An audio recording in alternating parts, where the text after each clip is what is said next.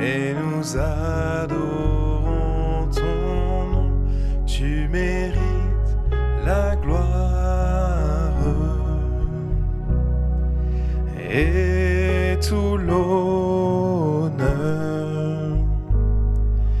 Oui, nous élevons nos mains, Père, et nous adorons ton nom, car tu es grand, tu fais de si grandes choses.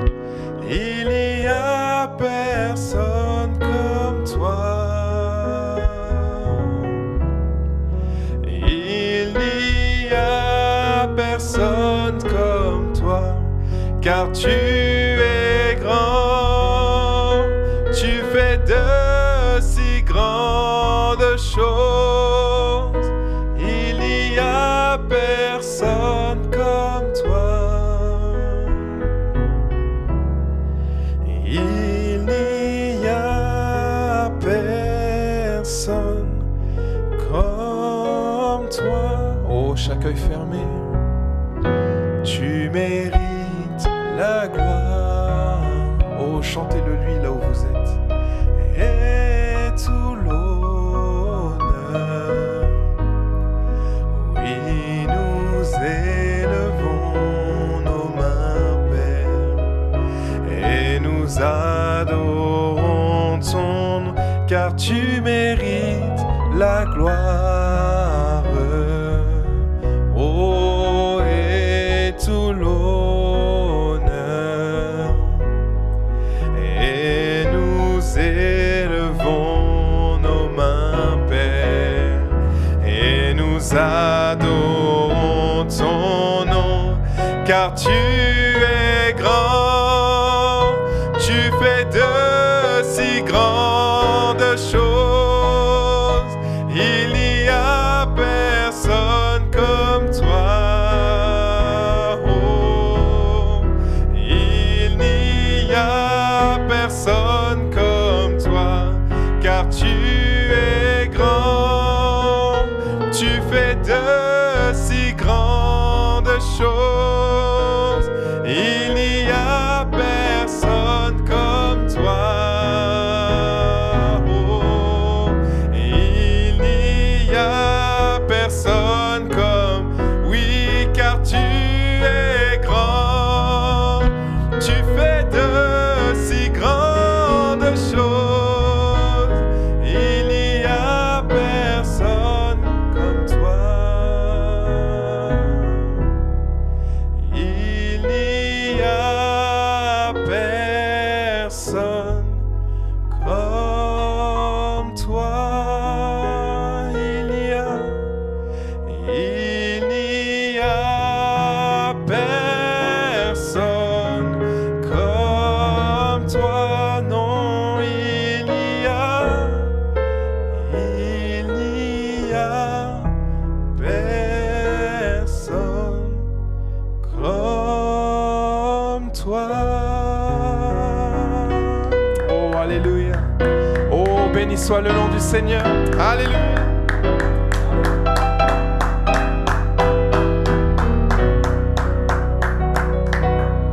Oh, amen et amen. Que le nom du Seigneur soit loué. Vous le croyez, bien-aimés? Vous le croyez, frères et sœurs? Il n'y a personne comme lui. Il n'y a personne comme notre roi de gloire. Il n'y a personne comme notre Père. Amen. Que Dieu vous bénisse en ce mercredi soir. Alléluia. Ne vous inquiétez pas, il n'y a pas de rassemblement ici ce mercredi-là. Amen. C'est simplement un moment de louange enregistré pour les enfants de l'Éternel. Alors simplement, sentez-vous bien dans la présence de Dieu ce soir. Vous avez fait de votre appartement, de l'endroit où vous êtes, un endroit propice pour que l'onction de Dieu descende. Oh, alors je crois que nous attendons à de grandes choses et il y aura ce soir de grandes choses. Amen et amen. Que le Seigneur vous bénisse. Je vais vous inviter dans la lecture de la parole, puisque vous avez vos Bibles juste à côté de vous.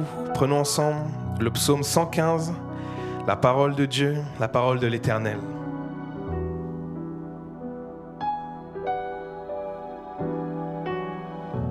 Amen. Je veux saluer tout spécialement le bien-aimé que nous avons ici, notre frère Johan, notre sœur Emmanuel à la musique et notre frère Jonathan à la technique, qui ont permis de rendre cela possible.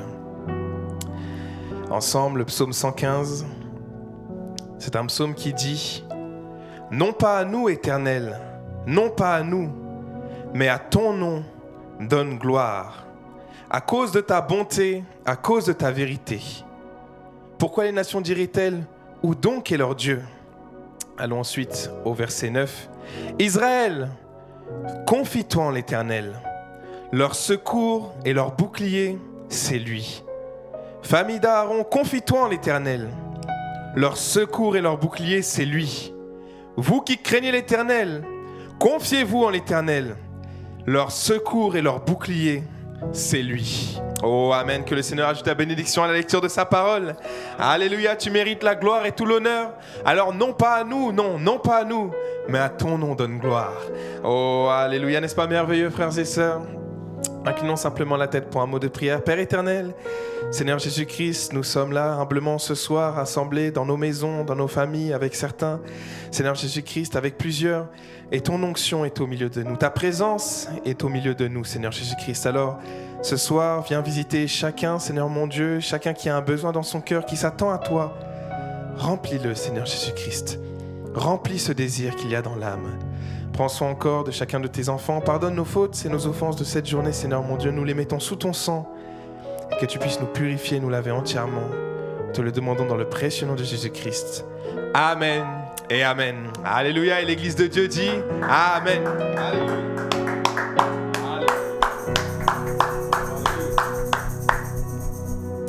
Amen. Alors que vous vous tournez vers votre bien-aimé, vers votre frère et votre sœur, là où vous êtes, chez vous, prenons ensemble ce chant, le numéro 252. Les fenêtres du ciel sont ouvertes, alors les bénédictions coulent sans cesse. Oh, les fenêtres du ciel sont ouvertes, les bénédictions coulent sans cesse. C'est la joie, joie, joie dans mon cœur, car Jésus s'occupe de tout. Oh, je lui ai remis mon vêtement sale. Il m'a donné une robe blanche. Je mange à la table céleste. C'est pourquoi je suis si heureux. Les fenêtres, oh les fenêtres du ciel sont ouvertes. C'est l'époux qui lance un appel. C'est la joie, oh la joie, oui la joie dans mon cœur. Depuis que Jésus m'a scellé, oh et je lui ai remis mon vieux vêtement. Il m'a donné une robe blanche et je mange de sa manne céleste. Alors c'est pourquoi je suis si heureux. Oh les fenêtres, oui les fenêtres du ciel sont ouvertes. C'est l'époux qui lance un appel. C'est la joie, oui la joie dans mon cœur. Oh depuis que Jésus m'a scellé, car je lui ai remis mon vieux vêtement et il m'a donné une robe blanche. Oh, je mange de sa manne céleste. C'est pourquoi je suis ici. Pour la toute dernière fois, les fenêtres, oh les fenêtres du ciel sont ouvertes.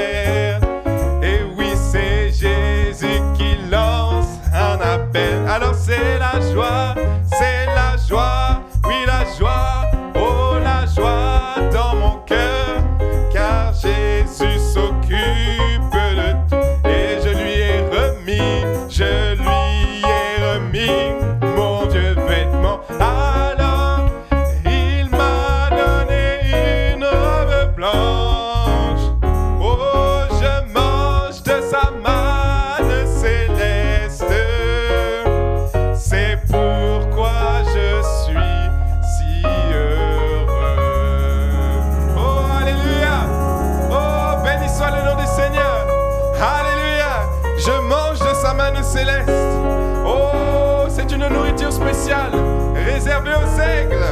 Oh, alors ce soir, les fenêtres du ciel ne sont pas fermées pour toi, mon frère, ma sœur. Elles ne sont pas entrouvertes. Les fenêtres du ciel sont ouvertes. Les bénédictions coulent sans cesse. Alors viens te réjouir avec les enfants de Dieu.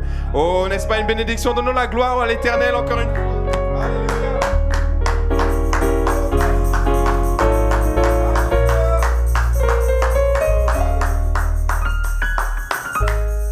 Oh, amen. Il dit dans sa parole, venez, vous qui êtes fatigués et chargés, je vous donnerai du repos. Et c'est le repos que nous avons ce soir, c'est le repos qu'il vous donne, qu'il donne à l'épouse de Jésus-Christ, du Seigneur Jésus-Christ. N'est-ce pas une bénédiction, frères et sœurs? Les fenêtres du ciel sont ouvertes, à lui soit toute la gloire. Amen et amen. Et peut-être que certains ce soir ne voient pas la bénédiction, ne voient pas toutes ces bénédictions qui sont données pour nous. Alors j'aimerais que nous prenions ce chant qui dit simplement « Ouvre les yeux de mon cœur, Père. Ouvre les yeux de mon cœur, car je désire te voir. Élevé au plus haut des cieux, rayonnant de l'éclat de ta gloire, répands ton amour, ta force. Alors que nous chantons, tu es saint. Là où le monde aujourd'hui est aveuglé, là où le monde ne sait pas où aller, Seigneur, ouvre les yeux de mon cœur. » Prenons ce chant ensemble. Ouvre les yeux de mon cœur, Père.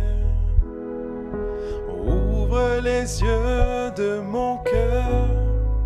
Je désire te voir. Je désire te... Encore une fois, ouvre les yeux. Ouvre les yeux de mon cœur, Père. Ouvre les yeux de mon cœur. Je désire te voir. Oh, je désire te voir. Élevé au plus haut des cieux, rayonnant de l'éclat de ta gloire, répands ton amour, ta force, alors que nous chantons, tu es saint. Oh, chaque main levée ce soir. Ouvre les yeux de mon cœur, Père. Ouvre les yeux de mon cœur. Je désire te voir. Oh, je désire te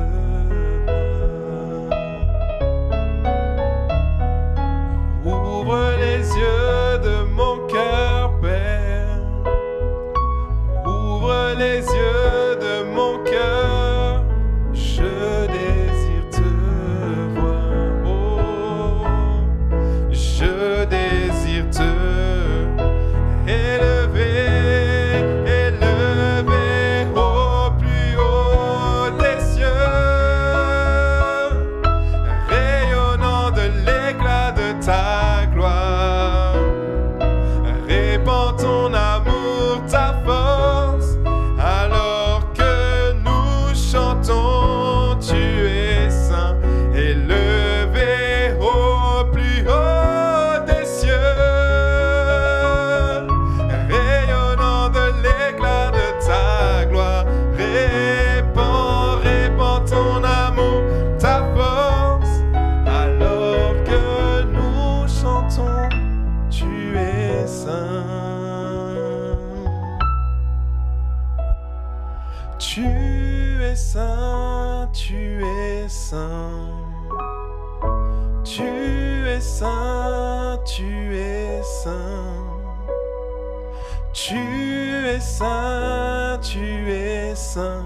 Je désire te voir. Reprenons en entier. Ouvre les yeux. Ouvre les yeux de mon cœur, Père. Ouvre les yeux de mon cœur. Je désire te voir. Je désire te... Oh Fermez vos yeux, levez vos mains ce soir dans l'adoration. Ouvre les yeux de mon cœur, Père. Ouvre les yeux de mon cœur. Je désire te voir. Oh, je désire te voir. Alors criez-vous de tout votre cœur. Élevez au plus haut des cieux, rayonnant de l'éclat de ta gloire. Oui, répands ton amour, ta force, alors que nous chantons, tu es saint. Élevé au plus haut des cieux, rayonnant de l'éclat de ta gloire. Répands ton amour, ta force, alors que nous chantons, tu es saint.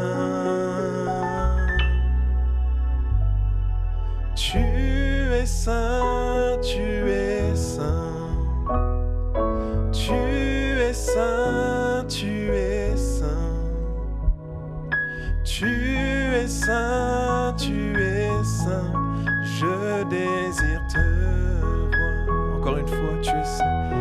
Oui, tu es saint, tu es saint. Oh, tu es saint, tu es saint. Tu es saint, tu es saint. Je désire te voir. Oh, alléluia. Oh, alléluia.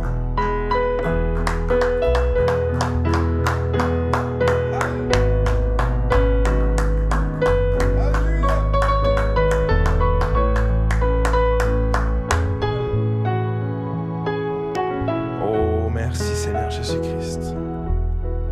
Alors je crois que les yeux de votre cœur sont ouverts ce soir. Quelle atmosphère, frères et sœurs, quelle atmosphère, bien-aimés. La parole est prête à sortir. Oh, alléluia. Appréciez-vous l'Éternel encore? Donnons-lui encore un joyeux battement de main.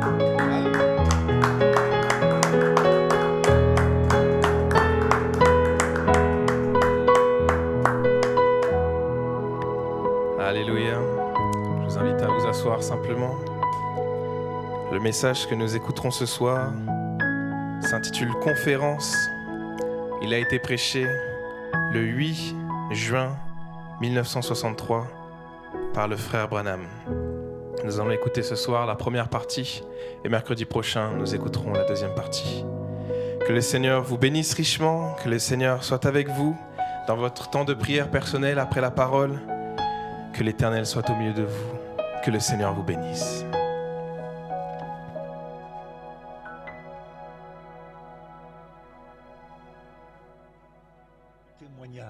Je reviens du champ de travail et j'entends quelqu'un témoigner. Je suis vraiment heureux de voir frère Jeffries. Là, je l'appelle Creechy. Je ne savais pas qu'il était à la réunion. Et je sais que ça a une grande importance pour vous aussi. Quand on revient du champ de bataille, où les lumières sont faibles, puis venir dans cette belle atmosphère où les chrétiens et tous les autres sont ensemble, dans la liberté de l'esprit. J'aime ça, où les gens sont libres, où ils se sentent libres. Il y a là quelque chose. On ne fait pas son guindé. On est simplement, on disait autrefois, enlevez votre faux col et faites comme chez vous. J'aime ça. Je suis sûr que c'est notre cas à tous, pas vrai? Une pensée m'a traversé quand je regardais ma fille Rebecca. Je me souviens d'une fois, je m'étais absenté pour aller à des réunions. Elle était toute petite à l'époque. Elle a une petite sœur, de 4 ans sa cadette. Ainsi donc, Becky a les yeux bleus, et elle est assez grande, et Sarah avait les yeux bruns, et elle était plutôt petite. Toutes les deux étaient donc les filles à papa. J'aime vraiment les enfants, et le Seigneur m'a donné 2 braves enfants. Donc, Elles avaient hâte de me revoir. Quand j'allais rentrer, elles voulaient jouer un peu avec moi. Alors, leurs yeux piquaient, parce que le marchand de sable est passé, et elles ont dû aller au lit vers minuit ou 1 heure. Et mon avion n'a atterri, disons, que vers 2 ou 3 heures du matin. Je suis allé me coucher, mais je n'arrivais pas à trouver le sommeil. Je suis simplement allé au salon, et je me suis assis dans le fauteuil. C'est en quelque sorte une petite blague que je raconte à leur sujet. Et c'était Au bout d'un moment, le jour s'est levé, et Rebecca, là, s'est réveillée. Elle savait que je devais être à la maison, et elle a jeté un coup d'œil et a vu que Sarah dormait encore. Alors, elle a regardé là et m'a vu assis dans la pièce. Et voici qu'elle est arrivée, aussi vite qu'elle le pouvait. Puis, elle a sauté sur mes genoux et m'a enlacé de ses 2 bras. Et à peu près au même moment, Sarah, sa petite sœur, s'est réveillée. Eh bien, elle a regardé, mais Becky l'avait déjà devancée. Je compare un peu cela à l'Église, qui existe depuis longtemps. Becky était plutôt mince. Elle avait de longues jambes. Elle pouvait facilement s'asseoir sur mes genoux, et ses 2 pieds touchaient le sol. Elle était bien équilibrée, vous savez. Je le dis un peu par rapport à notre frère méthodiste qui est ici. Ils sont là depuis longtemps, vous savez, et ils ont un peu grandi. Eh bien, Sarah était un peu petite. Et je ne sais pas si vos enfants le font ou pas. Les miens le font. L'un, quand le plus âgé reçoit quelque chose de nouveau, cela passe ensuite au suivant, puis au suivant. Et Sarah portait le pyjama de Becky. Et c'était un de ces pyjamas à pattes de lapin qu'ils avaient l'habitude de porter, vous savez. C'était plutôt grand, et ses petits pieds ne pouvaient pas vraiment remplir ses pattes. Elle s'est donc mise à traverser la maison, et Rebecca m'a entouré de ses bras. Elle s'est retournée, a regardé Sarah et a dit, « Sarah, ma sœur, je veux que tu saches que je suis arrivée ici la première. »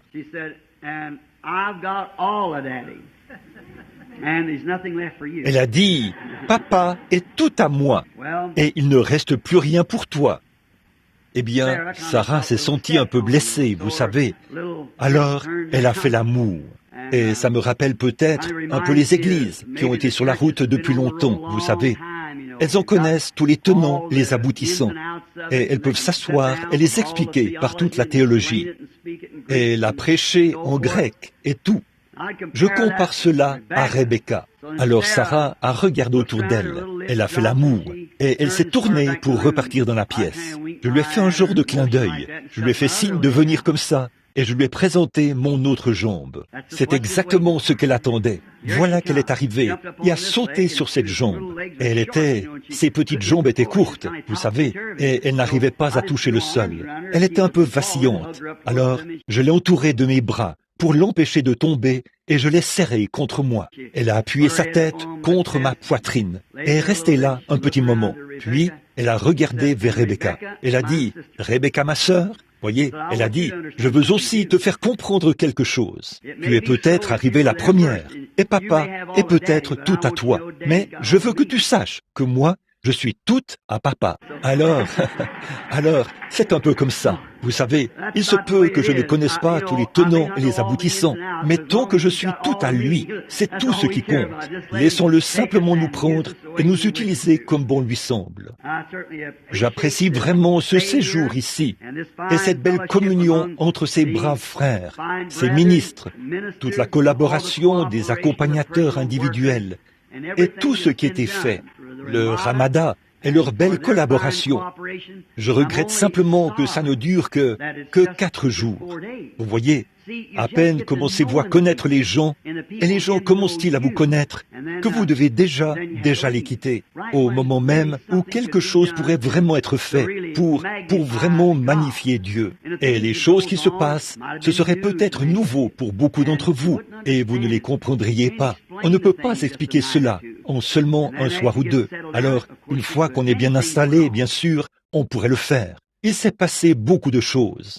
Vous, les pasteurs, rappelez-vous que dans les prochaines semaines, il y aura des femmes qui viendront vous voir dans vos églises et qui vous diront, « Vous savez, j'avais un problème gynécologique. C'est parti. » L'autre dira, « J'avais un problème d'estomac. C'est parti. » Je ne pourrais pas nommer tous les cas. Ça fusait de toutes parts. La foi s'exprimait partout. Par exemple, il y a quelques instants, un homme est venu ici et il a posé sa main sur mon épaule. Et il a dit, j'ai regardé cet homme. Je me suis dit, il me semble que je connais cet homme. Je l'avais déjà vu quelque part. Et il a dit, vous vous souvenez de moi?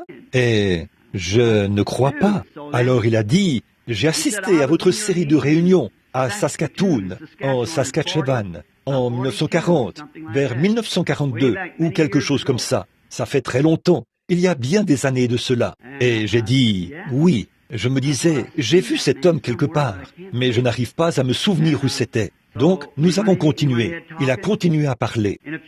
Au bout de quelques instants, il m'est revenu à l'esprit qu'il y a quelques soirs, il y avait une dame. Je crois qu'elle était plutôt grisonnante. Et elle se tenait sur l'estrade. Et si je faisais face à l'Est, ce qui est vraiment une tradition chez moi, car j'aime faire face à l'Est, parce qu'il viendra de l'Est. Quand je baptise, c'est généralement dans cette direction-là que je baptise les gens. Et on dirait que toujours à ma droite, parce que chaque fois que cette lumière vient, c'est du côté droit qu'elle vient. Alors j'essaie toujours d'éviter que les gens viennent à moi du côté droit. Et je me tenais un peu dans cette direction-ci, je suppose, comme je me tiens maintenant, selon la disposition des sièges dans ce bâtiment-là. Et à ma gauche, j'ai remarqué qu'il y avait près de moi une femme beaucoup plus jeune que la femme qui se tenait devant moi.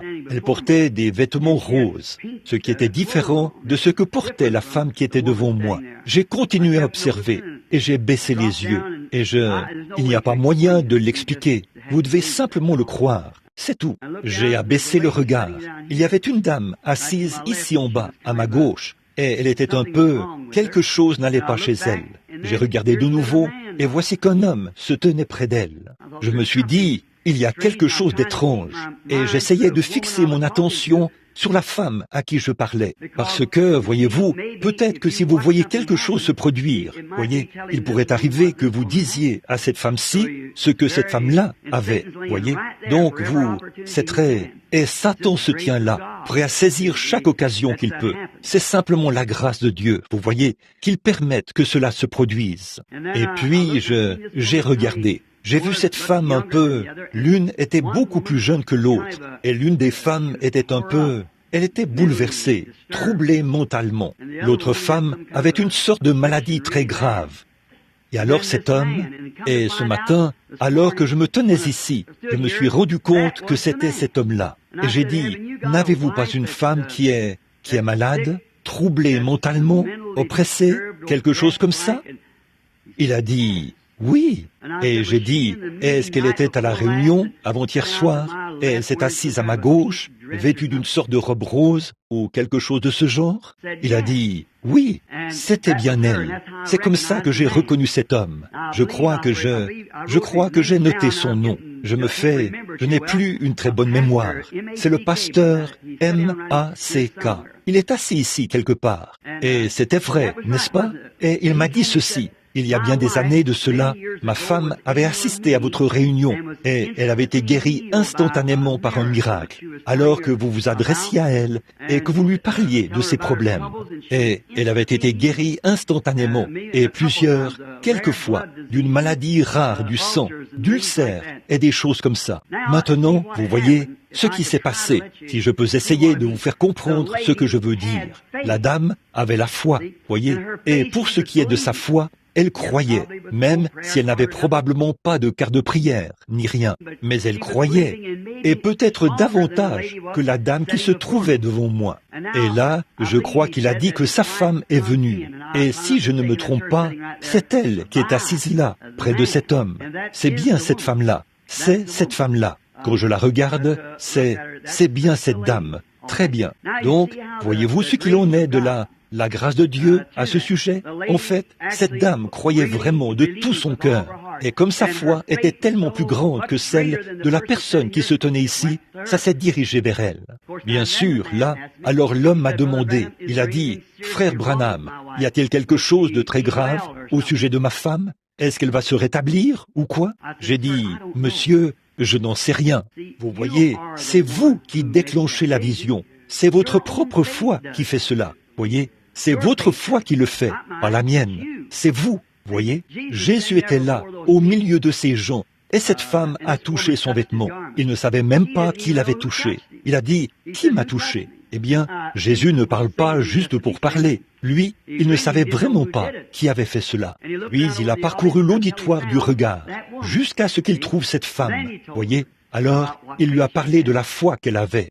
Donc, je ne le saurais pas. Et aussi, parfois, vous voyez, je suppose qu'on ne vous a pas expliqué ces choses. Mais là, voyez-vous, ce que vous êtes, ce qui ne va pas chez vous, c'est le Saint-Esprit qui le révèle. Et parfois, j'observe cela, et ça devient sombre, ou comme une ombre. Là, je ne dis rien, parce que c'est peut-être la mort. À ce moment-là, je dis simplement, allez, que le Seigneur vous bénisse. Et peut-être, si les gens restent là suffisamment longtemps, qu'ils attendent là pour voir ce que le Seigneur dit. Et à ce moment-là, c'est ce que lui dit. Alors, c'est que la vision a montré, ce qui ne va pas chez vous, ou ce que vous avez fait. Après cela, restez tranquille et attendez. Je remarque que les gens repartent tout de suite. Voyez, restez tranquille. Tenez-vous simplement là, attendez, et voyez ce qu'il dit. Et là, vous saurez. Si ça revient et que je vois une vision de ce que vous serez, cela montre ce que vous avez été. Si donc je peux voir ce que vous serez, vous remarquerez que c'est toujours « Ainsi dit le Seigneur ». Et alors notez ça et voyez si ça ne se produit pas à la lettre.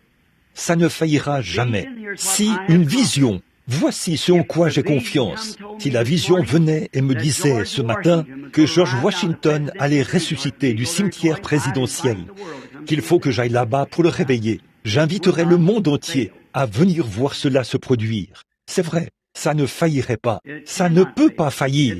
Ça n'a jamais failli et ça ne faillira jamais. Tant que vous n'essayez pas de vous appuyer sur l'impression que vous avez. Et maintenant, bien des fois, je pense que nous sommes tous des pentecôtistes ici ce matin, n'est-ce pas? Bien des fois, j'ai l'impression que les gens s'emballent. Vous voyez, ils ont l'impression que le Seigneur a dit telle et telle chose. Et vous la dites, alors qu'en réalité, ce n'est pas le cas. Et ce serait faux de faire de telles déclarations. Voyez, attendez d'être certain que Dieu a vraiment parlé, et ce sera parfait à tous les coups. Mais si vous avez simplement l'impression que vous devez le dire, vous pouvez très bien le dire. Et quand vous le faites, ça produit une sorte d'imitation charnelle. Et là, en réalité, mon frère, ma sœur, ça n'aide pas Dieu, ça fait obstacle à Dieu. Voyez? Et peut-être que Dieu vous appelle à être un témoin ou autre chose. Dans ce cas, restez fidèle à ce que Dieu vous dit de faire. Soyez un véritable témoin. Maintenant, ceci a été une grande série de réunions. C'est l'un des meilleurs groupes de gens de foi. Ces ministres ici derrière moi, avec qui j'ai jamais été. Et les gens dans l'auditoire ont été formidables. Je regrette simplement que nous devions terminer si vite, de cette manière. Mais j'espère que je reviendrai un de ces jours, si telle est la volonté du Seigneur. Je suppose que l'organisateur qui est ici, frère Borders, a été présenté aux gens, et j'aimerais qu'il se lève. Frère Roy Borders a été avec moi dans beaucoup de grandes luttes. Voudrais-tu te lever, frère Borders? Il est très humble. Frère Borders ne sait pas ceci, mais ça m'a frappé une fois de plus. Je vais le lui dire maintenant. Frère Borders est un homme malade. Il faut que je le rencontre et que j'aille avec lui après le service de ce matin. Frère Borders, j'espère que ça ne te surprendra pas, mais le Seigneur doit toucher frère Borders tout de suite. Il a une valve qui se ferme dans son cœur. C'est tout à fait vrai. Je ne lui ai pas du tout parlé avant cet instant où vous me voyez le faire sur l'estrade. Mais c'est vrai, je vais parler à cette femme pendant que le Saint-Esprit est sur moi. Après quoi, je devrais arrêter, vous voyez, parce que ça commence à se mouvoir. Cette dame qui est assise ici en ce moment et qui regarde par ici, dont cet homme s'est enquis, ce n'est rien de grave. C'est le retour d'âge, simplement la ménopause. Ça donne un sentiment d'épuisement, de tristesse, et tout est confus. Vous irez bien, n'ayez pas peur, voyez, c'est exactement ça. Eh bien, le glorieux Saint-Esprit, dans sa présence. J'ai ici des choses que j'ai notées là, par rapport à la petite fille dont cet homme vient de parler. Une petite fille a subi une opération à Phoenix hier. On lui a enlevé un rein ou autre chose. Elle est de l'église de frère Outlaw, un homme qui est présent partout où je vais. Si c'est dans un rayon de 100 à 300 kilomètres, cet homme assiste à toutes les réunions. L'un des membres de son assemblée est ici ce matin. et une petite fille a subi une opération à cause d'une tumeur maligne sur un rein. Il n'y a que Dieu qui puisse épargner la vie de cet enfant. Une petite fille sourde dont frère Jenkins a parlé. Oh, il y en a tellement qui sont malades et qui ont des besoins. Et maintenant, juste avant de passer à la prédication, dans le service, j'aimerais que nous prions un instant. Courbons la tête. Et s'il y a d'autres requêtes, levez simplement la main. Notre Père Céleste, les glorieuses Écritures divines, des paroles inspirées de Dieu, qui ont été mises par écrit, nous enseignent que nous serions assis ensemble dans les lieux célestes en Jésus-Christ.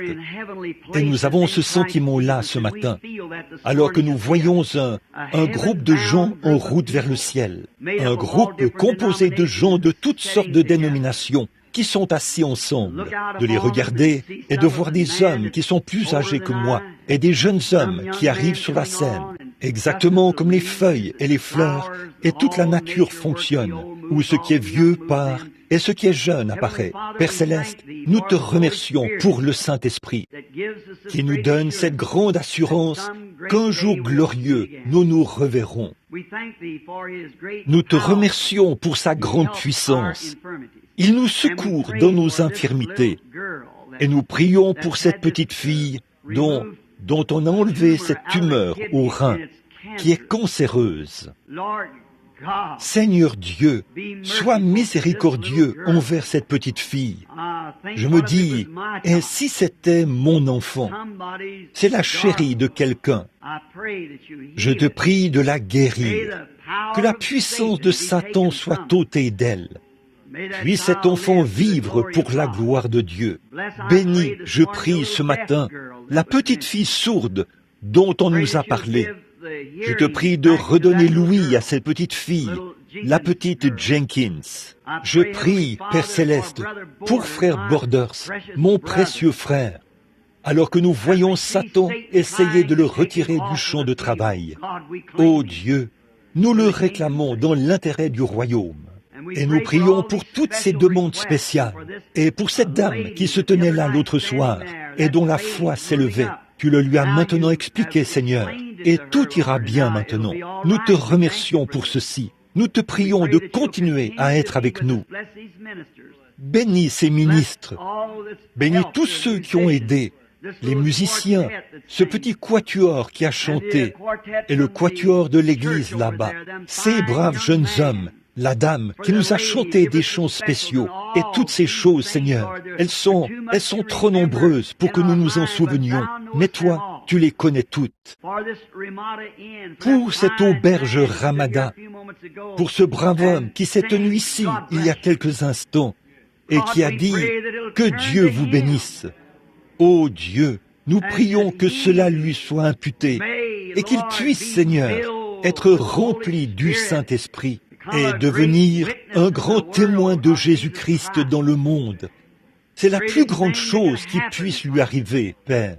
Nous te prions maintenant de bénir frère Tony et ces braves hommes qui sont ici, même s'ils font partie des laïcs de cette Église. Cependant, ils essayent, les hommes d'affaires, de collaborer pour produire d'autres témoins. Ô Dieu, fais que leurs efforts, qu'ils soient remplis de l'Esprit et qu'ils aient le discernement afin de savoir ce qu'il faut faire et comment œuvrer pour le Seigneur Jésus.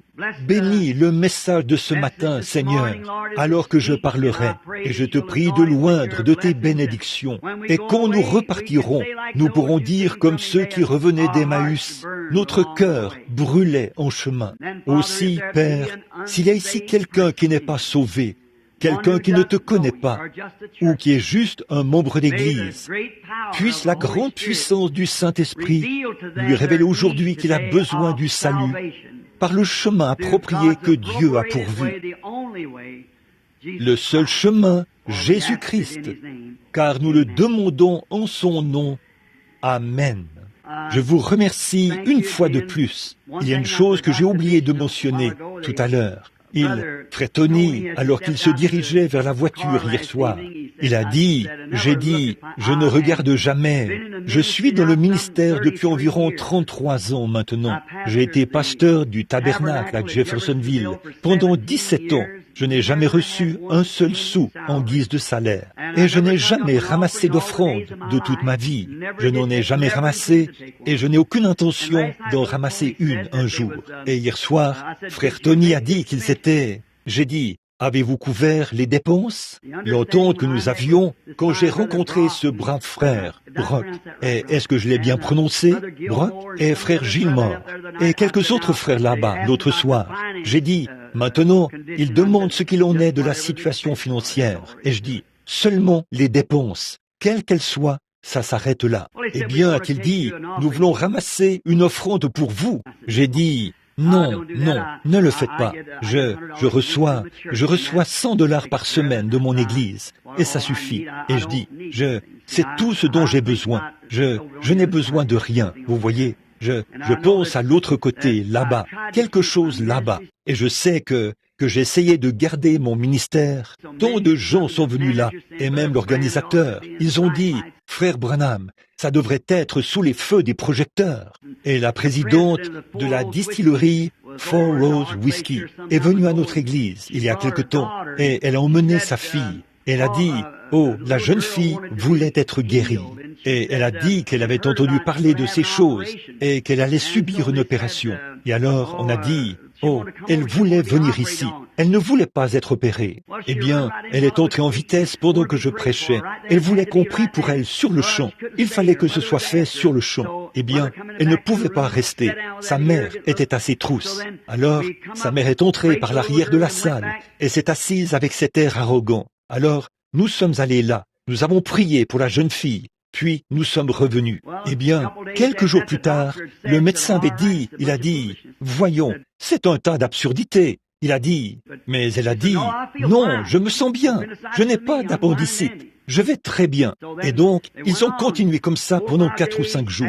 Après quelque temps, vous voyez, comme je l'ai expliqué, après environ 72 heures, ce symptôme réapparaît. Si vous avez vraiment été guéri, voyez, la guérison. Je ne parle pas de miracle. Et les symptômes ont réapparu parce que l'appendice s'est mis à enfler. Et le médecin dit, là, vous voyez, maintenant, vous feriez mieux d'aller chercher de nouveau ce prédicateur exalté. Et donc, il refusait de pratiquer l'opération. Mais bien sûr, puisqu'il y avait environ $1 500 en jeu, il était disposé à le faire. Il avait dit qu'il ne le ferait pas, mais il l'a fait. Il s'est trouvé qu'un de mes amis faisait partie de l'équipe médicale. Et quand ils ont ouvert le corps de la jeune fille, pour enlever l'appendice, il n'y avait rien qui clochait. Voyez, ils l'avaient opéré pour rien. Ils n'ont simplement pas retiré l'appendice parce qu'il n'avait pas d'infection du tout. Et ce médecin de mes amis, qui faisait partie de cette équipe médicale qui avait assisté à l'opération, est venu et il m'en a parlé. Là, vous voyez ce qu'il en était. Elle était toute agitée et elle ne savait pas comment s'accrocher à cette foi. Voyez, et là, nous n'avons pas l'occasion d'expliquer ces choses. Alors, ça a fait que mon ami médecin a parlé à la mère et lui a dit, on n'a pas retiré l'appendice. Ils ont dit, elle avait besoin de cet appendice et il n'était pas infecté. Ça n'avait rien du tout. C'était tout à fait normal. Rose, oh, comme il se doit. Et la mère est devenue une croyante. Alors elle m'a dit, ce qu'il faut faire, c'est que votre ministère cesse de rester dans un coin, que seul un groupe de gens ordinaires fréquente. On devrait en faire la publicité d'un bout à l'autre du pays et l'afficher sur des panneaux publicitaires. Eh bien, c'est exactement ce que le diable veut. C'est vrai, voyez. Mais non, je ne veux pas qu'il en soit ainsi. Je veux que ce soit tel que je puisse aller n'importe où, faire là où le Seigneur m'appelle, c'est là que je veux aller. Simplement là où il gardait cela modeste et laissez le Seigneur nous diriger vers l'endroit où il désire nous diriger. Ainsi donc, vous autres, vous pour qui on a prié, si vous, après environ 72 heures, la corruption s'installe, ça, nous le savons, la mortification commence. Après 72 heures, si quelque chose réapparaît, si vous croyez vraiment cela, de tout votre cœur, rien ne va arrêter ce processus. Continuez à croire quoi qu'il arrive. Ne lâchez pas prise. Tout rentrera dans l'ordre. Mais vous ne pouvez pas faire semblant là. Vous devez vraiment être convaincu que c'est réglé. Voyez, il y a toute une différence entre l'espérance et la foi. L'espérance se contente d'espérer quelque chose. La foi est convaincue que c'est réglé. Voilà donc la différence. Bon, ce matin, je ne veux pas vous retenir. Il est déjà 10 heures. Et, voyez, environ 10h06, d'après cette montre que Billy m'a donnée. Et maintenant, je veux lire un verset du livre d'Ésaïe, au chapitre 1, et faire juste quelques commentaires. Et j'ai noté ici quelques passages de l'Écriture auxquels je pourrais me référer. Je vais vous retenir juste une trentaine de minutes. Puis nous serons prêts à partir, si le Seigneur le veut. Ésaïe, chapitre 1, verset 18. « Venez et plaidons, dit l'Éternel.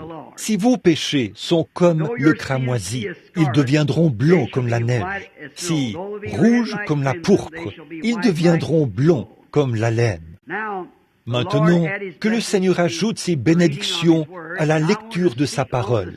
Et je veux parler du sujet « conférence ». Tenir une conférence. Oh Seigneur, bénis la parole maintenant et puisse les semences tomber dans nos cœurs, là où nous en avons besoin. Et, oh Seigneur, que le mien soit ouvert, de même que celui de chacun ici, afin que nous comprenions l'heure où nous vivons et ce que nous devrions faire. C'est au nom de Jésus que nous le demandons. Amen.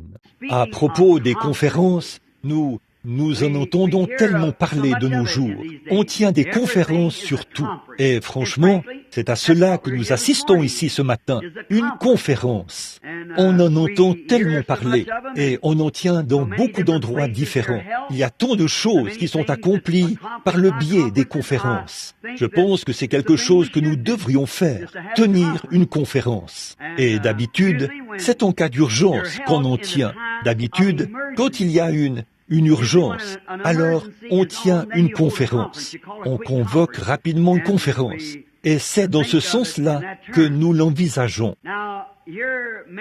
Bon, ici, beaucoup d'entre vous se souviennent de, par exemple, la conférence qui s'est tenue sur la crise mondiale, quand l'Allemagne était en guerre contre le reste du monde, alors que le président Roosevelt était président des États-Unis. Et il y a eu les 4 autres grands, comme on les appelle. Ils ont tenu ce qu'on appelait la conférence du Conseil des 4. Et Churchill, et ils se sont réunis. Et il leur a fallu tenir ce qu'ils ont appelé la conférence du Conseil des 4 du monde libre. Parce qu'il leur fallait se réunir, mettre en commun leurs idées et adopter une stratégie quelque part. Étant donné que l'ennemi gagnait du terrain et qu'il fallait l'arrêter. Ainsi donc, ils devaient se réunir afin de pouvoir, avec les plus sages des groupes, et là, ils s'échangeaient leurs idées les uns les autres. Puis, ils les mettaient en commun pour voir ce qu'ils en tireraient. Ça, c'était la conférence du Conseil des 4. Et il leur fallait organiser la riposte, déterminer où positionner leurs armées, dont certaines, comme la 5e armée, la 4e armée, la 10e armée, et ainsi de suite, et voir comment ils pouvaient travailler ensemble et identifier les forteresses de l'ennemi. Et si vous remarquez, on essaie toujours de frapper cette colonne vertébrale. C'est le point vital. C'est toujours frapper l'ennemi. Si vous voulez le tuer, vous devez le frapper à un point vital.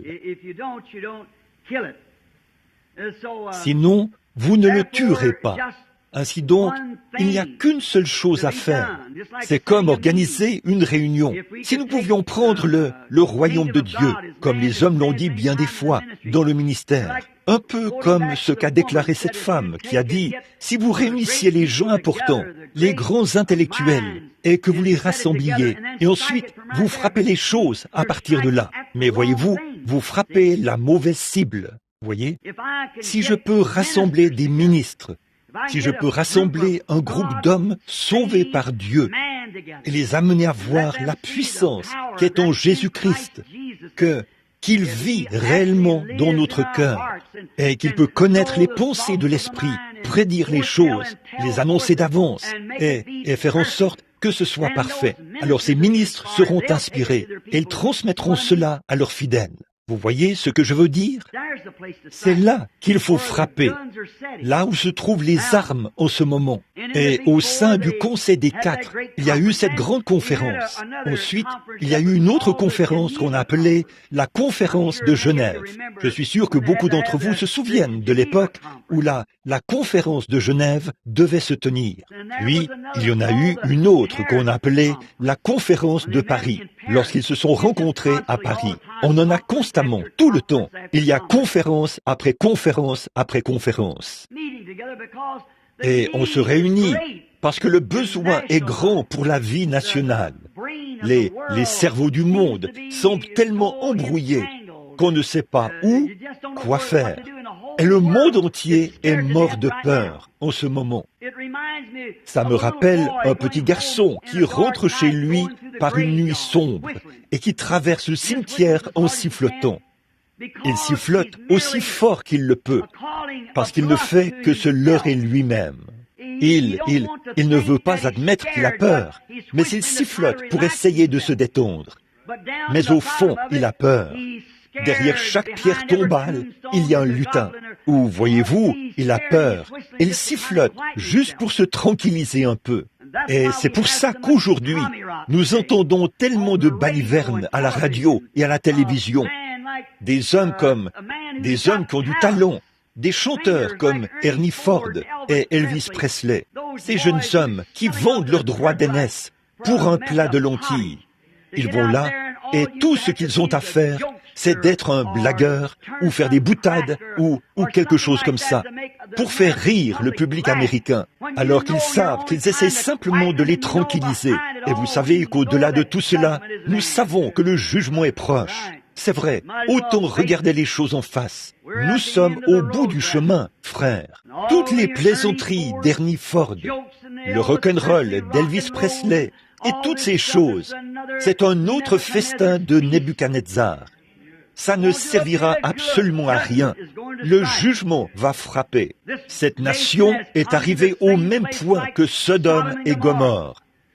Et si Dieu, qui est juste, laissait ce pays s'en tirer avec ce qu'il fait maintenant, en tant que Dieu juste, il aurait l'obligation morale de ressusciter Sodome et Gomorrhe et de s'excuser de les avoir brûlés. C'est vrai, si nous nous en tirons sans jugement. Mais souvenez-vous, ça s'en vient pour nous. Fuyez vers le rocher aussi vite que vous le pouvez. Ne remettez pas cela plus tard. Ne prêtez pas attention à toutes ces choses. Adhérez à l'église et au credo et ainsi de suite. Faites comme ces frères méthodistes-ci. Fuyez vers le rocher jusqu'à ce que quelque chose fasse écho, que vous voyez le reflet de Christ. Il se peut que cela vous fouette un peu. Aux temps anciens de la Bible, quand de nos jours, ici, dans cet état aurifère de l'Arizona, autrefois, ils ont maintenant de hauts fourneaux pour faire fondre le fer et la pyrite, ce qu'on appelle l'or des fous, afin de les détacher de l'or véritable, grâce aux hauts fourneaux. Autrefois, le seul moyen qu'ils avaient de le séparer, c'était de le battre. On battait l'or avec un marteau, comme le font les Indiens. Et le seul moyen pour le batteur de savoir que l'or était prêt, c'était quand il l'avait débarrassé de toutes les impuretés, à force de le battre. Il le battait, puis le retournait, et le battait encore et encore, jusqu'à ce qu'il en ait fait sortir toutes les impuretés. Lorsqu'il voyait sa propre image se refléter dans l'or, il savait à ce moment-là que toute la saleté, le fer et les matières étrangères étaient sortis de l'or. Et c'est ce que Dieu essaie de faire avec son Église. C'est de la battre jusqu'à ce que tous les credos, les absurdités et toute la mondanité en soient expulsés, de sorte qu'elle reflète la vie de Jésus-Christ. Souvenez-vous, l'Église. Je viens tout juste de terminer une grande série de réunions chez moi, où les 6 sceaux et ce 6e sceau, ou les 7 sceaux, et le 6e traitait de la purification de l'Église. L'Église, bien sûr, passera par la période de la tribulation pour sa purification, mais l'épouse sera enlevée. Il y a une différence entre l'épouse et l'Église.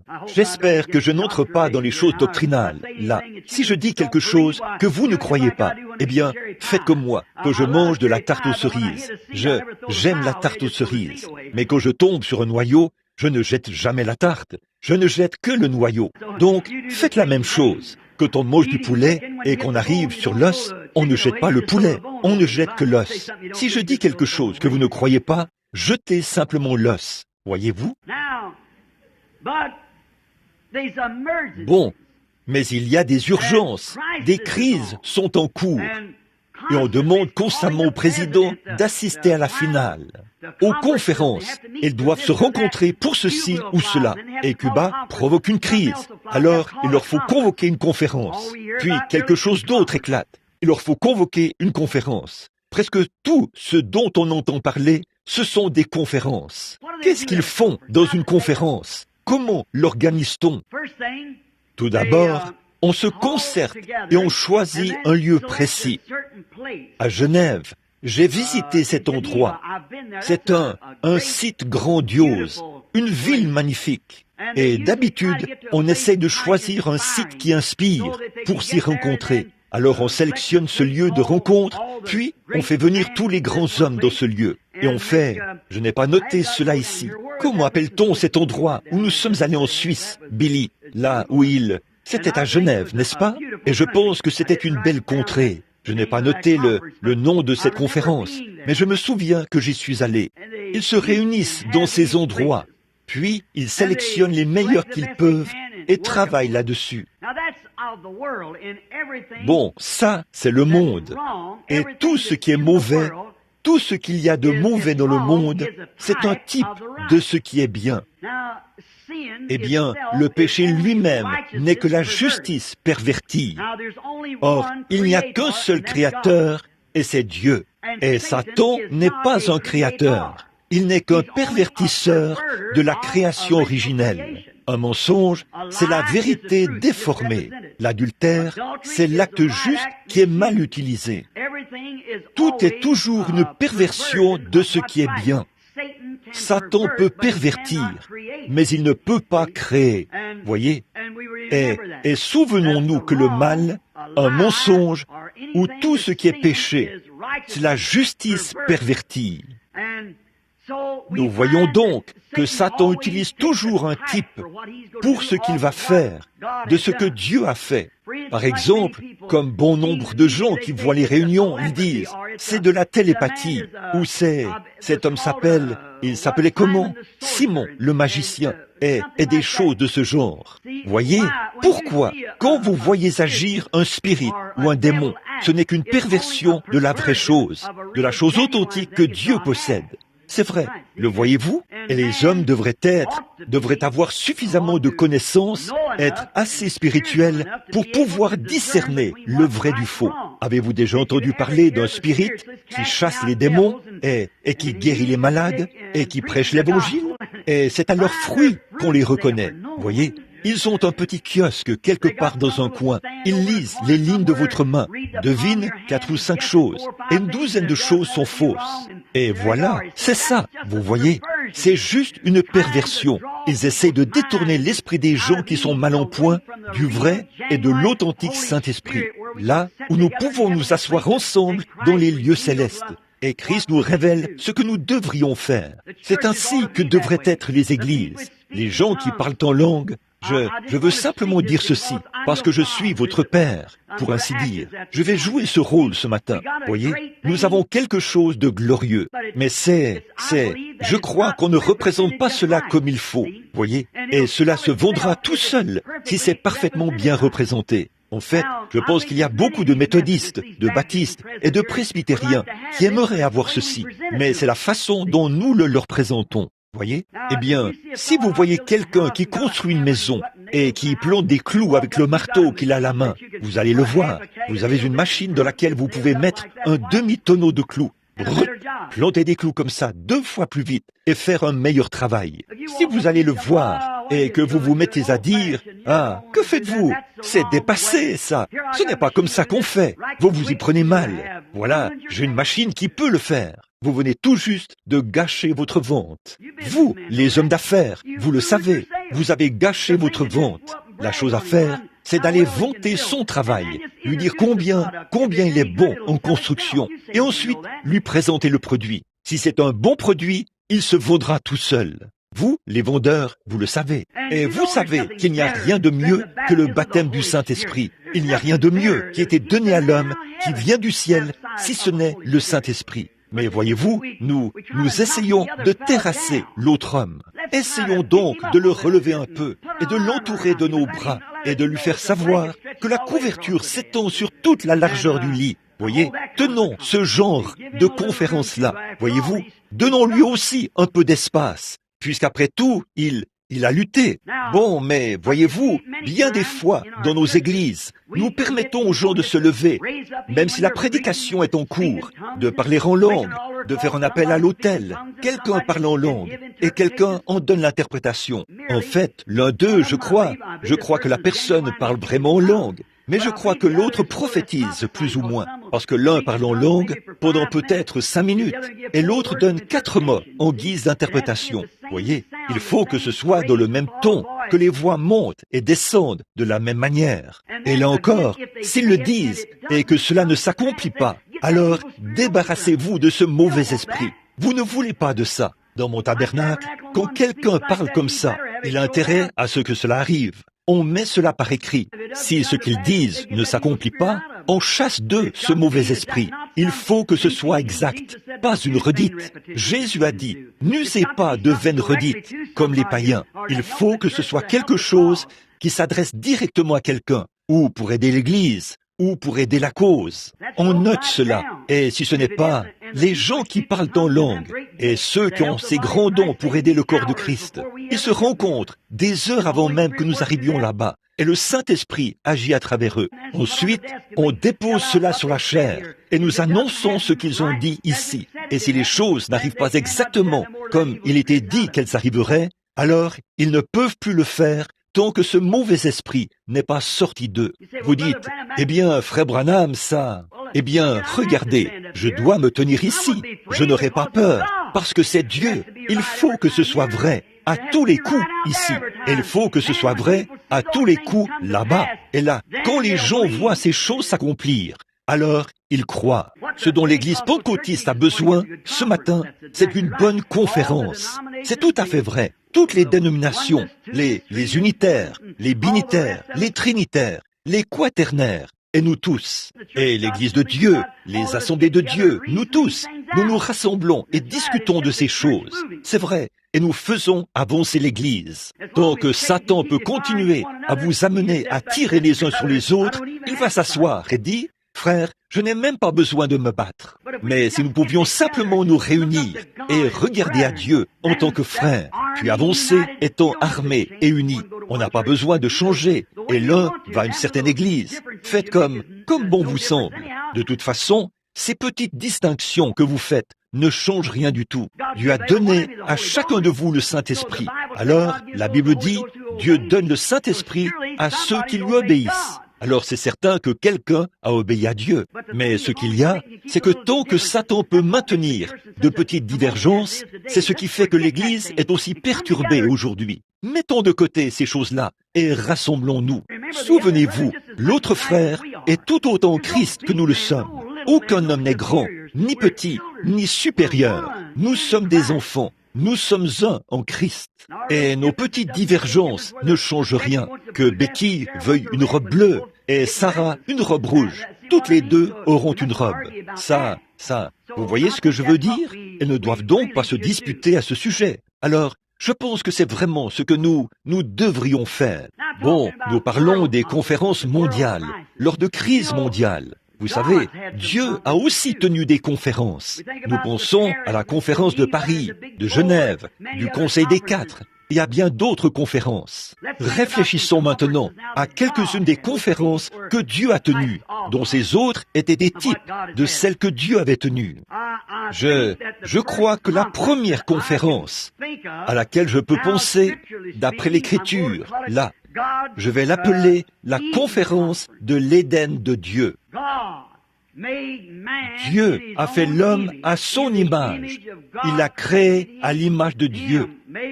Il les a créés mâles et femelles. Ils étaient ses enfants bien-aimés et il leur a été donné le libre arbitre. Le vieil incrédule a dit bien des fois, Pourquoi un Dieu juste ferait-il une chose pareille et causer toutes les souffrances qu'il y a eu tout au long des âges? Dieu n'a pas fait cela. C'est l'homme qui l'a fait lui-même.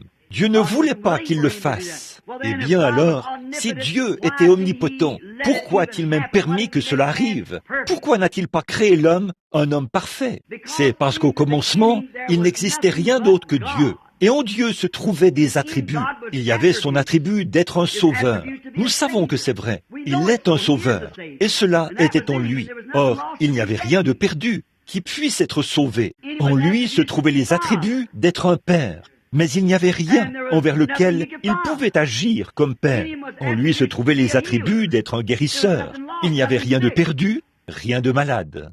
Donc, la seule chose qu'il pouvait faire, c'était de former l'homme et de lui donner le libre arbitre, sachant qu'il ferait ces choses. Ce n'est pas Dieu lui-même qui l'a fait, c'est l'homme lui-même qui l'a fait. Et vous êtes dans la même situation ce matin. Vous pouvez accepter la vie ou rejeter la vie. Mais c'est comme ça que Dieu a fait l'homme, pour il savait qu'il le ferait, quoiqu'il ne voulait pas qu'il le fasse. Mais il savait qu'il le ferait, pour que cela puisse manifester ses attributs. Donc, il n'y a rien qui arrive par hasard. Tout s'aligne parfaitement sur le tic-tac de la grande horloge de Dieu. Voyez? Et ceci ne fait que manifester ses attributs pour choisir ses enfants qu'il aime vraiment et qui croient en lui. Et tous les hommes ont le même droit. Dieu, qui est infini, savait dès le commencement ce qui serait et ce qui ne serait pas. Ainsi donc, il ne voulait pas qu'aucun... Mais vu qu'il est infini, il le savait forcément. Et donc, il pouvait dire qu'il aurait une église sans tache ni ride, parce qu'il savait qu'il l'aurait. Il est Dieu. Alors, cet endroit charmant dans le jardin d'Éden, où les hommes et les femmes vivaient ensemble, Dieu est un grand entrepreneur. Eh bien, on en a beaucoup ici à Tucson, qui est en pleine construction. Quand je suis venu ici, il y a quelques années, ce n'était qu'une toute petite ville. Et maintenant, là-bas où j'habite, eh bien, les coyotes et les papagos passaient par là quand j'étais ici, il y a quelques années. Et maintenant, il y a, eh bien, ce sont de grands projets et des maisons, et les constructions se poursuivent, se poursuivent, se poursuivent, se poursuivent. Eh bien, qu'est-ce qui se passe? Vous voyez, les entrepreneurs entrent et achètent un terrain et le subdivisent. Et ils construisent des maisons. Or, c'est Dieu qui a fait ça. Voyez, il a disposé toute la matière pour fabriquer nos corps, pendant que ce monde était en train de se former. Or, nous sommes composés de 16 éléments, c'est-à-dire de potasse, de calcium, de pétrole, de lumière cosmique, et ainsi de suite. Et tout cela s'amalgame pour former l'homme. Mais ça, c'était ici, avant qu'il y ait un homme sur la terre. Voyez? Dieu a fait nos corps et a disposé la matière ici avant qu'il y ait une terre. Maintenant, vous êtes amenés là-dedans et vous venez ici par Dieu. Et maintenant, vous avez l'occasion de vivre éternellement, si c'est ce que vous choisissez. C'est exactement ce qu'Adam et Ève avaient. Dieu ne peut pas changer, il doit rester le même, donner à chaque homme la même possibilité. Maintenant, nous voyons que Dieu, ça lui a plu quand il a fait l'homme. Il a regardé sa fille et son fils, et combien il était content d'eux. Et puis, nous voyons qu'aussitôt qu'Adam et Ève ont péché, et que le message a été présenté à Dieu, notre Père. Ton enfant est déchu de la grâce. Il s'est éloigné de toi. Oh, comme cela a dû bouleverser son cœur. Et maintenant, remarquez la nature. Quand Adam s'est rendu compte qu'il était perdu, quand il a su qu'il avait mal agi et qu'il lui était démontré qu'il était dans l'erreur, au lieu d'appeler « Ô Père, viens à moi, je suis perdu, j'ai mal agi, j'ai été séduit, viens à moi », il s'est caché. Et c'était Dieu qui parcourait le jardin en criant « Adam, où es-tu » N'est-ce pas la même chose aujourd'hui? Vous pouvez montrer à l'homme, par la parole de Dieu, qu'il a failli. C'est exact. Adam savait qu'il avait failli. Il avait manqué envers la parole de Dieu. Et souvenez-vous, il ne faut pas grand-chose. Vous savez ce qui a causé toute cette maladie, et tous ces ennuis, et la mort, et le chagrin, pendant 6000 ans?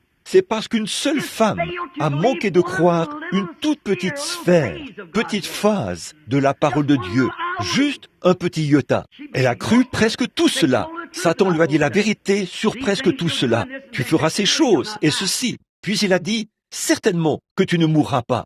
Mais le simple fait d'être incrédule à l'égard d'un seul petit iota a causé tous ces ennuis. Pas vrai? Pensez-vous que le fait d'être incrédule à l'égard d'un seul iota vous ramènera après que cela a causé tout ceci? Non, monsieur. Nous devons venir à la parole. C'est la seule. Et ça, c'est Dieu. Au commencement était la parole. Et la parole était avec Dieu.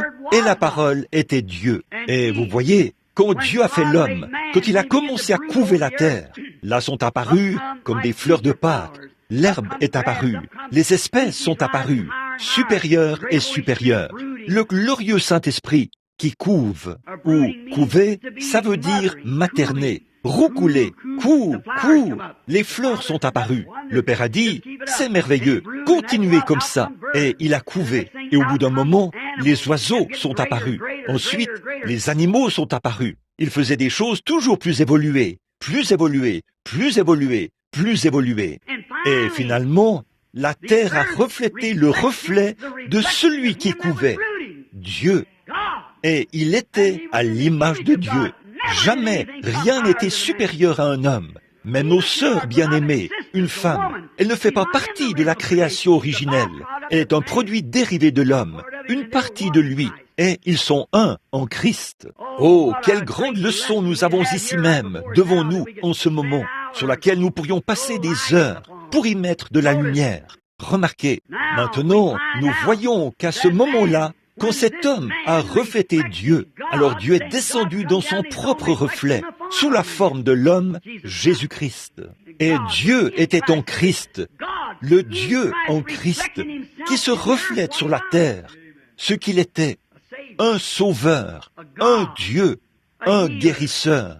Dieu qui manifeste ses vrais attributs à travers un homme, qui était son reflet. Et Dieu, pour obtenir ceci, il ne pouvait pas venir par le sexe, ce qui a fait démarrer les choses, mais il l'a produit par une naissance virginale. Ne pouvez-vous pas voir ce qu'était ce premier péché? Beaucoup ne seront pas d'accord avec ça, et vous criez au sujet de la semence du serpent. Mais voilà, c'est ça, voyez? Maintenant, le reflet, Dieu qui se reflète en Christ.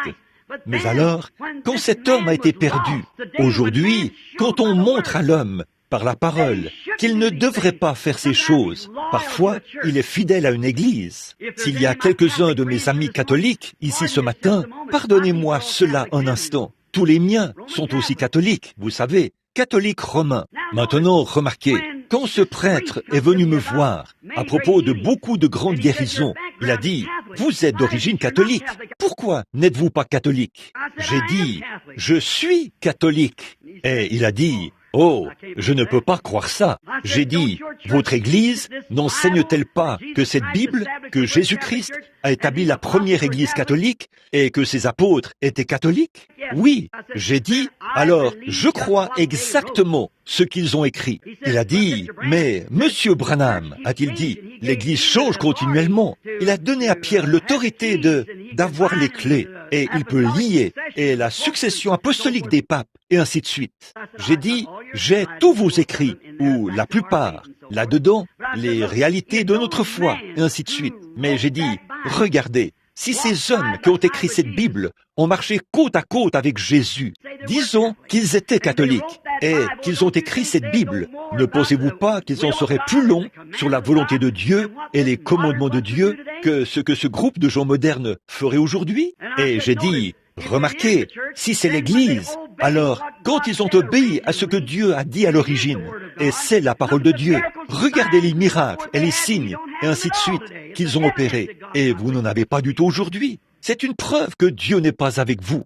Il a dit, Monsieur Branham, nous ne sommes pas censés nous disputer. J'ai dit, Monsieur, je ne me disputerai avec personne. Je vous demande simplement quelque chose. Ensuite, j'ai parlé du concile de Nicée, et ainsi de suite. Il a dit, nous ne devons pas nous disputer. Il a dit, vous essayez de parler d'une Bible, d'une parole. Il a dit, Dieu est dans son Église. Ça, c'est ce que l'Église était. Ceci, c'est ce qu'elle est aujourd'hui. nous sommes censés écouter l'Église aujourd'hui. J'ai dit, Dieu est dans sa parole. Il a dit, Dieu est dans son Église. J'ai dit, il est dans sa parole. Et si la parole n'est pas dans l'Église, alors Dieu n'est pas dans l'Église. Parce que la parole est Dieu. Et j'ai dit, d'ailleurs, croyez-vous à l'Apocalypse? Ce qui signifie révélation, c'est le grec. Croyez-vous que l'Apocalypse est inspiré? Il a dit, certainement. J'ai dit, alors Jésus-Christ lui-même a dit dans l'Apocalypse que quiconque retranchera une seule parole de ceci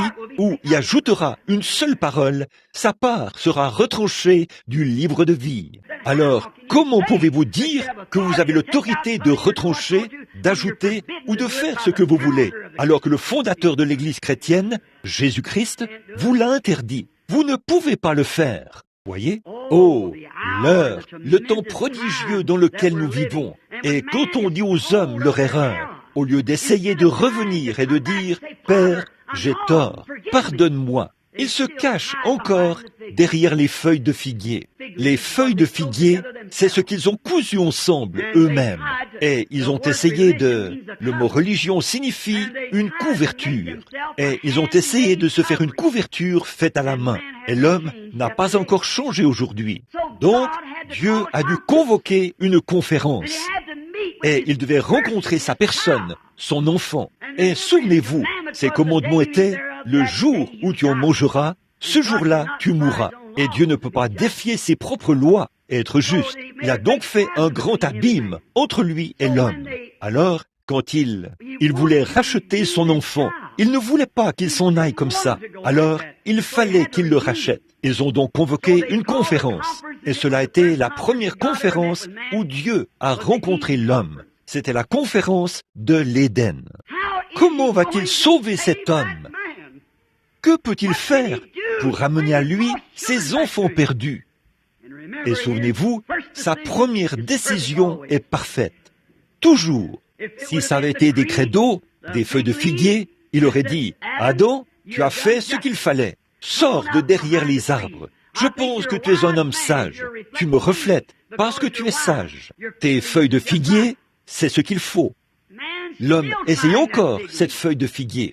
Mais Dieu a pris une décision. Et la décision, c'était que quelque chose devait mourir.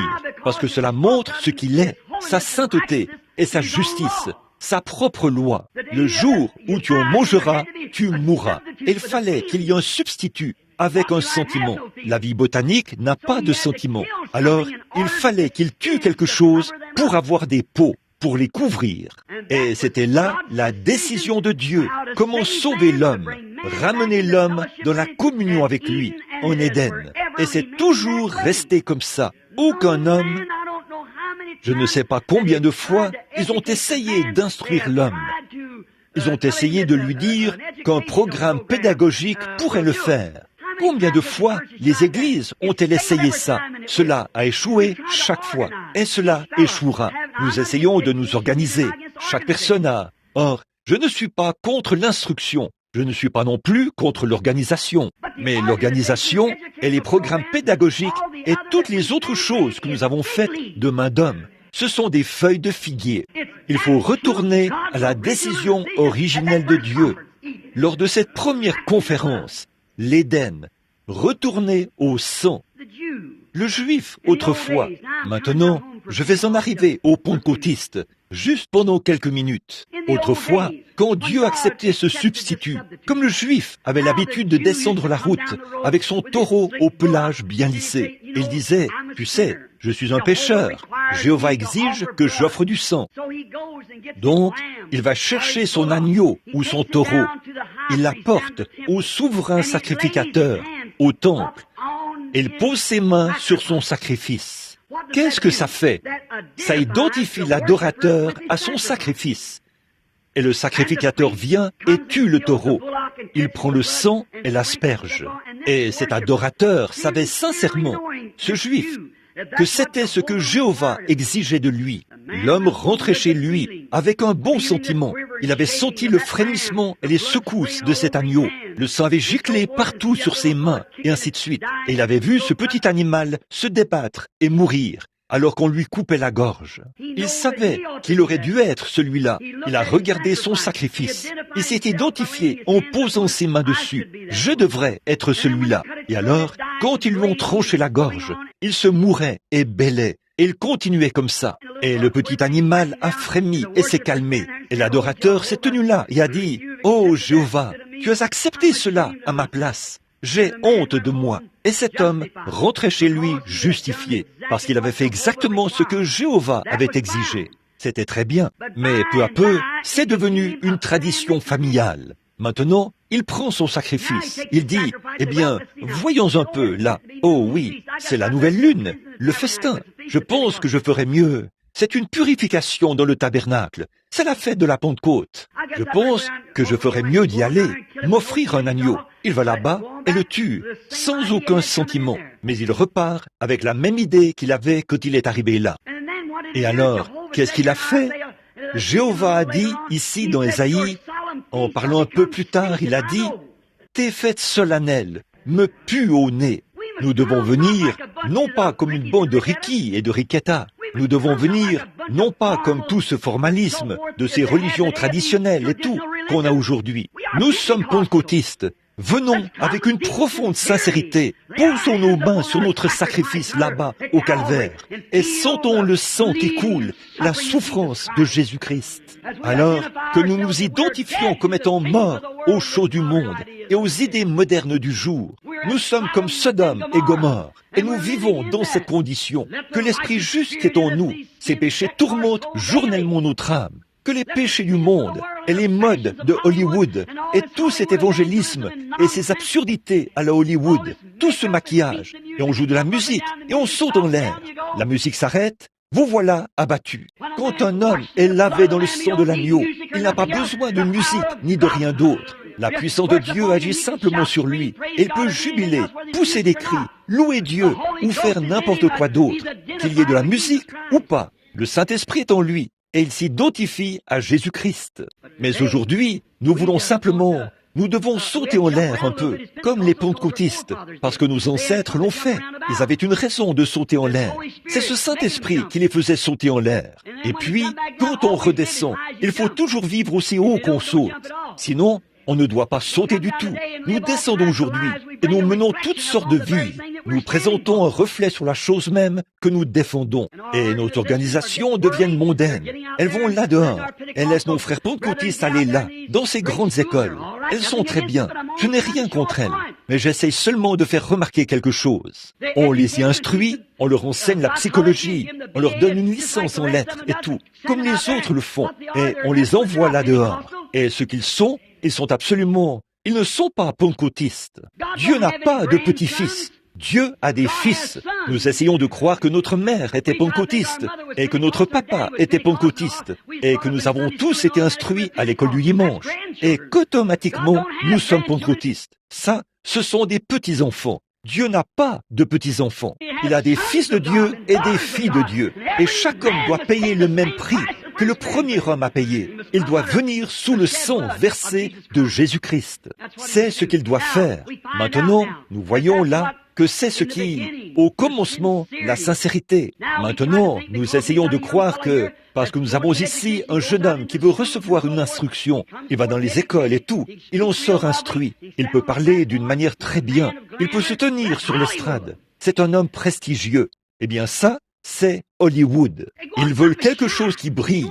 Vous voulez un homme cultivé, qui a une bonne instruction. Peu importe, vous voulez un homme qui a les idées larges, qui peut voir que si les femmes se coupent les cheveux, ça lui est égal.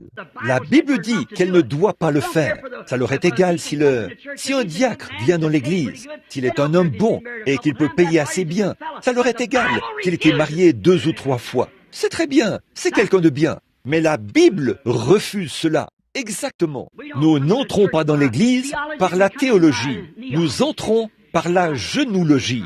C'est vrai. Nous entrons en Christ. Mais voyez-vous, aujourd'hui, nous avons cette idée que nous voulons faire comme les autres. C'est ça qui a mené Israël à avoir des ennuis. Il voulait faire comme les autres. Notre fête solennelle de la Pentecôte n'est plus qu'une adoration formaliste. Nous le savons tous. Et nous voyons que ça devient Nous ne devons pas faire cela. Ce que nous devons faire, c'est revenir et nous identifier à Jésus-Christ, suivre son chemin et le laisser agir à travers nous.